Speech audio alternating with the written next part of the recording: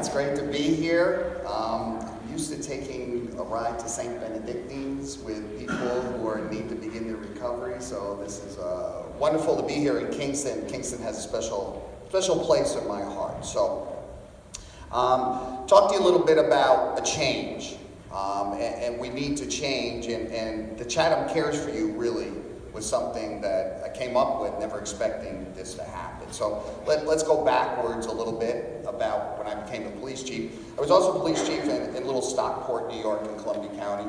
During that time, my tenure, Stockport was statistically the safest town to live in New York State. We did that with community policing and with a whole philosophical change on the application of community policing. So then Little Chatham, New York said, hey, can you come here? Because if you live up in Columbia County, Chatham was known as if you go 2 miles an hour over the speed limit, you were going to get a ticket. They were giving out tickets, they were arresting everybody, and the new mayor and the new council said, we want to change that, and you seem to be the person that has the ability. So I said, sure. So walked into Chatham, and there were some officers who were not happy, knowing that there was a change coming, because really I began our conversation was, you either can jump on my train or you're going to get run over by my train, but either way the train's coming into Chatham. Okay, so we had to make that establishment. And what I taught the officers, and the first thing we had to learn was, we are no longer warriors, we are guardians. Isn't it amazing how words can change everything? And I needed the change of mentality of officers from warriors to guardians. Now, guardians can still turn it on and off when violence is up against them. And the unfortunate part with policing is, in order for us to deal with violence, we must use violence to deal with violence. And parts of policing is very ugly, but there is no way around it. Violence needs violence to be stopped. And so, but we had to change that. So we made that change. And then I had to get the officers out of the car, and I had to get them in conversations. Because as police chief, I feel this, community conversations will lead to community solutions. And technology today, we're losing that conversation. It's just uncivil, it's uncalled for, and it's almost contemptuous of having a different idea or a different viewpoint. So how did I do that? I had to take my young officers, and I started the ERCOP program. With the ERCOP program, officers, the village was broken down into neighborhoods, and the officers were assigned a neighborhood.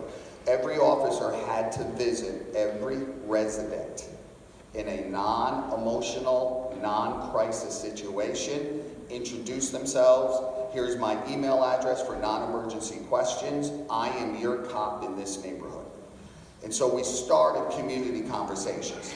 Some of those conversations went very well in a non-emergency situation. And I'll just tell you, some officers had to learn there were conversations that didn't go well, and they struggled with that. And they went back, or they went with me back to talk about some conversations that didn't go well. But I had to teach that piece, just to have a conversation. And so we did that, because I think that's an important piece on how we got to Chatham Cares for You. So I was going to many community forums, many meetings about the opioid crisis. This was about 2 years ago, this all started. When it really started up, and a lot of people were dying. And probably one that tugged at my heart and made the change was, there was in the high school where I live and my kids go to, 4 children, and I still call them children, died of opioid overdoses in 3 months in our high school. One of the kids, I was their CYO coach, and he was a good kid. Broke my heart, didn't know. No one had a clue with this. And I was hurt. I was hurt with that one. And I just saw what a loss in life over this. So I decided to research this, and I researched and looked at little Gloucester, Massachusetts, and they have what's called a PARI model.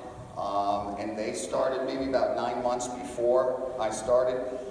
What they wanted, that chief decided is people could come in and say, I have an addiction, no matter what that addiction is, and we're going to see this as a public health crisis, not as a law enforcement crisis, and we'll help you get a treatment bed. Their first year, they had over 400 come in, and they found treatment beds for people, and it created a conversation. So I went and visited there, looked at the research, and the research that struck me the most was when they did follow up, what they found is the people who went through them to the police, half of them stayed clean and sober the first year. That statistically is unbelievable, because in the United States, 5% will stay clean and sober after their first stint in rehab. So in 1 year, only 5%, so 95% of people who come out of rehab for the first time will relapse within the first year, and people don't know that. And here they are coming to the police station and they're at 50%. That really impressed me. The thing that impressed me the most was that crime that first year dropped by 40% in Gloucester of petty crimes. But it makes sense. Right? So now I decided to come forward and put this together. But it's a really hard thing to do this because we have this big crisis, and I'll give you a little understanding of little Chatham, New York. We're a part-time police department. All our officers are part-time. They have full-time jobs. They decided to serve their community as police officers part-time. Some are retired officers still wanting to serve as a police officer. Some are very new officers looking for a full-time job, getting some experience to make themselves marketable. And some people have just for 18, 20 years have served as a part-time officer. So we only have about 24 part-time officers, right? And my budget to run a whole police department, all right, is $157,000 a year. That's it. That includes gas, that includes salaries, that includes everything. So we don't run 24 hours, all right, but we run, but we don't run 24 hours. So now I was talking to my lieutenant, and we were having this discussion. I gotta do something. I'm sorry, not that these forums aren't good. I was tired of going to forums as a police chief. We have to do something. We have to do something, right? And I call it the 9/11 syndrome. Everybody remembers where they were on 9/11 that day. You all wanted to do something, but you didn't know what to do. Everybody wanted to do something. They just didn't know what to do. That's where we are with the opioid crisis. Everybody wants to do something. We just don't know what to do in that crisis. And so I looked at that, and I looked at it statistically. I looked at the finances. We can't do it. We're part-time. We just can't do this. This is impossible. And so we're at our opioid meeting in Chatham, New York, and we had 80 people there.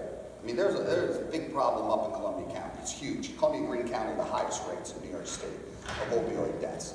Right? And I just remember looking at my lieutenant, and now I had to make my presentation as police chief about what we're doing and all that sort of stuff. And so he looked at me, and I was looking at him the whole time going, I don't think we should, I don't know. I want to do it, but I don't know. I don't know. And just before I stood up, he looked at me in the eye and he said, "Sir, with all due respect, jump. I got your back. Jump.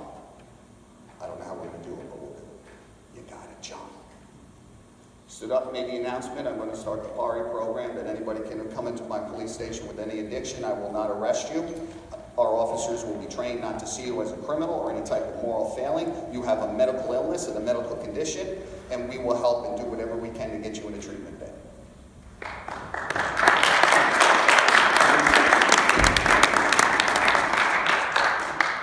And probably the piece that I haven't told you that UAlbany is studying us at School of Public Health, because they can't believe that, is, I'll just tell you this, 176, we just had one yesterday, 176 individuals in less than 2 years have walked into our police station and said, "I need help."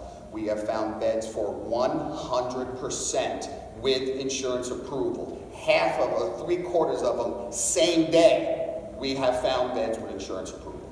That is unheard of, by the way.